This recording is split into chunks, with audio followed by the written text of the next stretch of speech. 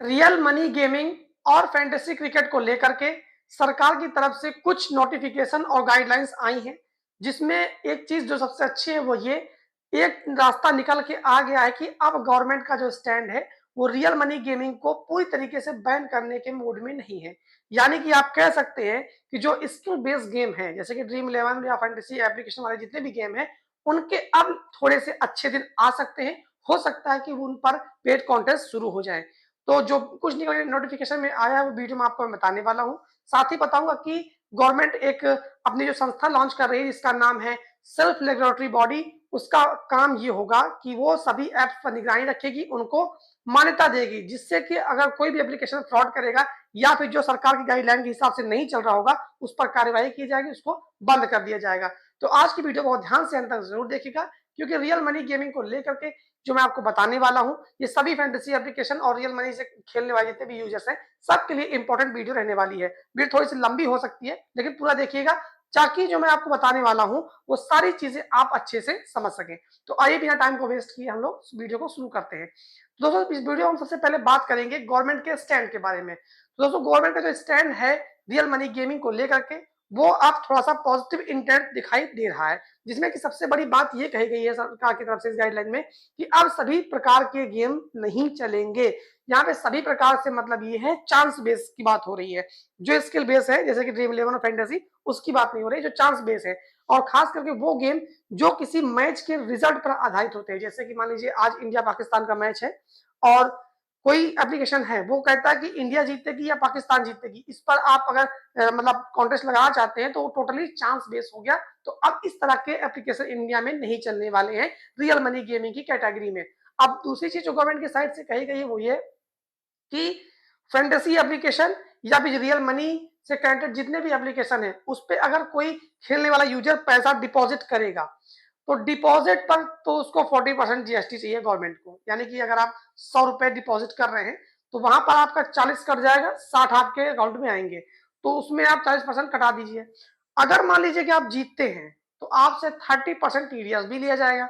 अगर आप मान के चलिए 60 लगा के आप फिर 100 जीतते हैं तो वहां पर आपको फिर 30 रुपए दे देना होगा और आपकी जो विनिंग होगी वो होगी जाकर के 70 रुपए।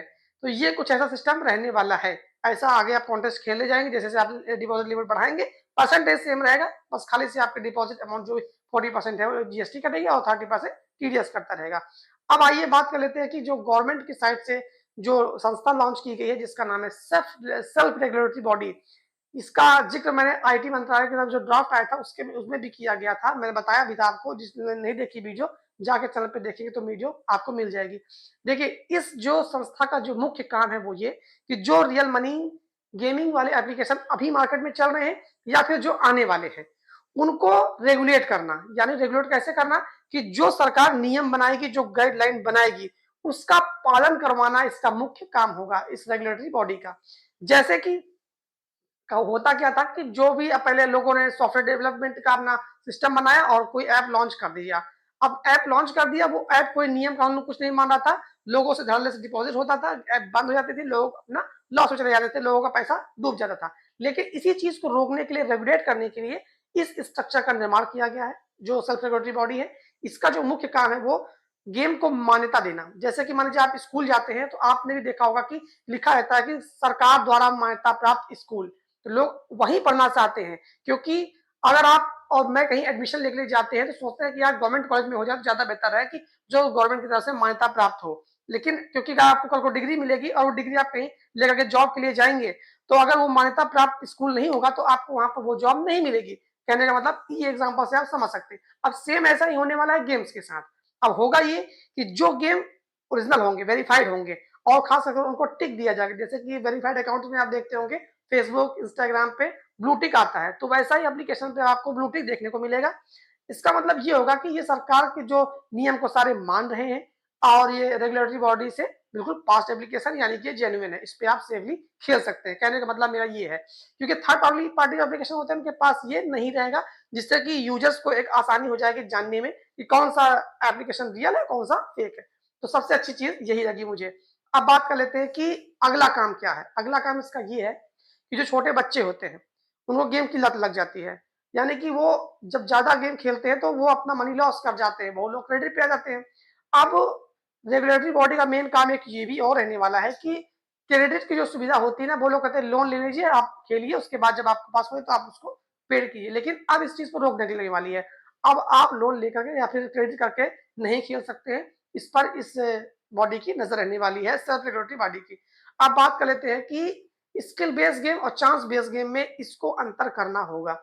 यानी कि इस संस्था का एक मतलब और भी रहेगा, जैसे मान लीजिए कि मैंने कोई एक एप्लीकेशन बनाया, अब उसको लेकर के मैं सेल्फ रेगुलेटरी बॉडी के पास गया चेक कराने के लिए, तो उसमें ये देखा जाएगा कि ये जो एप्लीकेशन है, ये जो मेरा गेम का कॉन्सेप्ट है, ये कहीं चांस बेस्ड तो नहीं है। क्योंकि जैसे कि आपको एग्जांपल के लिए तो हम समझाते थे, जैसे प्रोबो था, तो प्रोबो में एक क्वेश्चन आता था कि आज इंडिया पाकिस्तान के मैच में कौन जीतने वाला है, तो लोग पाकिस्तान इंडिया करके ना सेलेक्ट कर लेते थे, जैसा भी होता था। लेकिन अब इस तरह के गेम को चूंकि सरकार नहीं चाहती कि चले, तो उस चीज को यहाँ पर हटाया जाएगा। टोटल स्किल बेस्ड गेम यहाँ पर रखे जाएंगे। अब भाई बता, एक चीज और कही जा रही है कि जो चांस बेस्ड एप्लीकेशन है वो मार्केट में नहीं चलेंगे। फिलहाल तो मैं फैंटेसी पे वही फोकस कर रहा हूँ, क्योंकि एक बार सुप्रीम कोर्ट ही मान चुकी थी कि ये स्किल बेस्ड गेम है, पूरी तरह से चांस बेस्ड नहीं है। ऐसे बहुत सारी चीजें लगती हैं, जैसे कि पिच की नॉलेज होनी चाहिए, प्लेयर की फॉर्म्स हो गई, और भी कई सारी चीजें मैटर करती हैं फैंटेसी खेलते समय।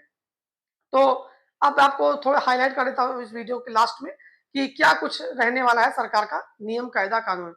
तो सरकार का कहना है कि जो ब्लू टिक वाले, जो मैंने गेम की बात बताई, जिनको मार्क मिला हुआ होगा ब्लू टिक का, वही चल पाएंगे, और उनका ही कोई प्रमोशन कर सकता है। सपोज है मैं हूँ, अगर किसी एप्लीकेशन का प्रमोशन करता हूँ और वो ब्लू टिक है तभी कर सकता हूँ, अदरवाइज नहीं कर सकता हूँ।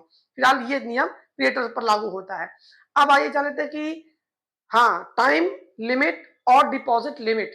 अब सभी एप्लीकेशन को ध्यान रखना पड़ेगा जो रियल मनी से कनेक्टेड होंगे, कि अगर आप कोई ज़्यादा समय दे रहे हैं किसी एप्लीकेशन पे, या फिर ज़्यादा लिमिट से ज़्यादा आप वहाँ पर मनी डिपॉजिट कर रहे हैं, या फिर आप समय से ज़्यादा उस पे खेल रहे हैं, तो आपको वहाँ पर एक कह सकते हैं कि आपको अलार्म दिया जाएगा, या फिर आपको वहाँ पर अलर्ट भेजा जाएगा कि अब आप लिमिट क्रॉस कर रहे हैं, अंडर लिमिट आप रहिए, नहीं तो आप एडिक्शन का शिकार हो जाएंगे। तो ये चीज सारी एप्लीकेशन को अपने ऐप पर देनी होगी, ताकि जो बच्चों के अंदर लत लगती थी उसको थोड़ा सा कंट्रोल किया जाए। ये एक तरीका बताया गया है। और साथ ही साथ अगर ओवर टाइम आप करते हैं, समय ज़्यादा व्यतीत करते हैं, तो समय के लिए आप अधिक समय के लिए आप यहाँ पर नहीं खेल सकते। ये सारी चीज़ें रियल मनी एप्लीकेशन को अब अपने अंदर लाना होगा। जब लाएँगे तभी आपको वहाँ ब्लू टिक मिलेगा, तभी आपको सेल्फ रेगुलेटरी बॉडी पास करके देगी, तभी आप मार्केट में चल सकते हैं। तो ये है गवर्नमेंट का थोड़ा-सा स्टैंड, जो कि उन्होंने एक माध्यम से बताया, और जो रहने वाला है रेगुलेटरी बॉडी के अंदर वो मैंने आपको सब कुछ बता दिया है। तो फिलहाल अगर ऐसे चलेगा तो मेरे हिसाब से ठीक है। फिलहाल जो 40% जीएसटी और 30% टीडीएस है, ये थोड़ा-सा खेलने वाले यूजर्स के लिए अच्छा नहीं कह सकते हैं, लेकिन अब क्या करा जा सकता है। फिलहाल तो पेड कंटेंट लंबे समय से बंद नहीं है, अगर चल जाता है तो अच्छी बात है। तो फिलहाल यही कुछ अपडेट था रियल मनी गेमिंग को लेकर, तो मैंने आपको बताया। और अगर मेरी वीडियो अच्छी लगी हो तो लाइक कर दीजिएगा, चैनल में पहली बार आए हो तो सब्सक्राइब करके जाइएगा, क्योंकि आपको यहाँ पर मेरे चैनल पे ऐसी न्यूज़ मिलती रहेंगी, और सारी जानकारी आपको मैं अपने चैनल पर देता रहता हूँ। तो चलिए दोस्तों, मिलते हैं किसी दूसरी वीडियो में, तब तक के लिए आप सभी यूजर्स का बहुत-बहुत धन्यवाद।